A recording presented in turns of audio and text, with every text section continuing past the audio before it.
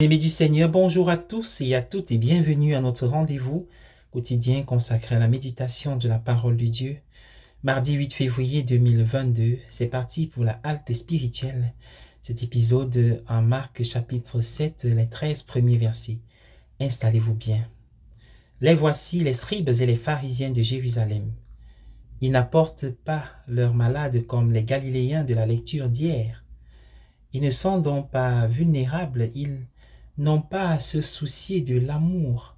Cela clarifie leur esprit pour qu'ils puissent penser à la loi. Immédiatement, ils trouvent des fautes et passent à l'attaque. Jésus les qualifie de superficiels, hypocrites, plus préoccupés par les règlements extérieurs que par la réalité intérieure, plus préoccupés par la loi que par le cœur. Dans les Écritures, le cœur est un symbole de toute la vie intérieure d'une personne.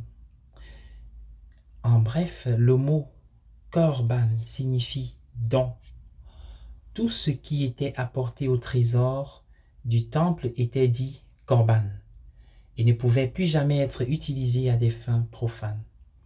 Ainsi, un fils rebelle pouvait dire à ses parents: « Tout bénéfice ou plaisir que vous pourriez tirer de moi, je le déclare maintenant korban. » Cela signifiait qu'il n'était plus tenu de les aider ou de les soutenir de quelque manière que ce soit.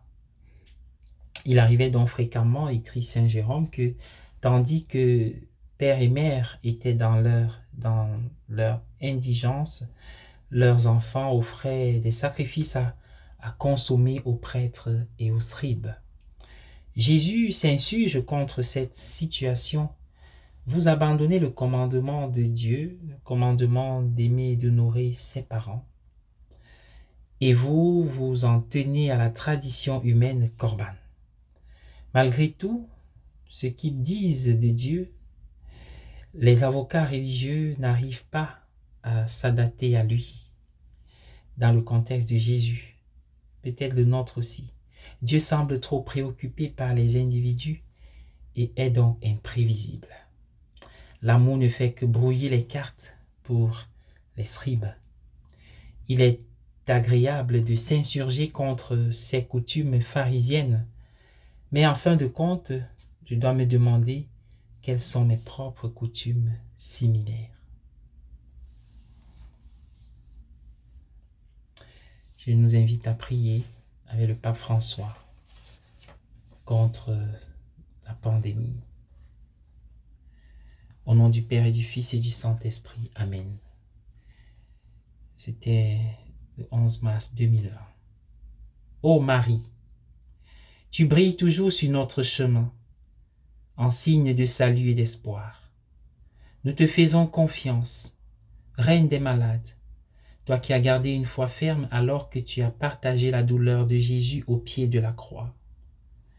Tu sais ce dont nous avons besoin et nous sommes sûrs que tu exauceras nos demandes, tout comme tu as fait revenir la joie et la fête lors des noces de Cana en Galilée après un moment d'épreuve. Aide-nous, Mère, de l'amour divin, à nous conformer à la volonté du Père et à faire ce que Jésus nous dit, lui qui a pris sur lui nos souffrances et a été chargé de nos douleurs pour nous porter à travers la croix à la joie de la résurrection. Sous ta protection, nous nous réfugions, Sainte Mère de Dieu. Ne méprise pas les demandes que nous t'adressons dans le besoin. Au contraire, délivre-nous de tout danger, ô glorieuse et bénie Vierge Marie. Amen. Au nom du Père et du Fils et du Saint-Esprit.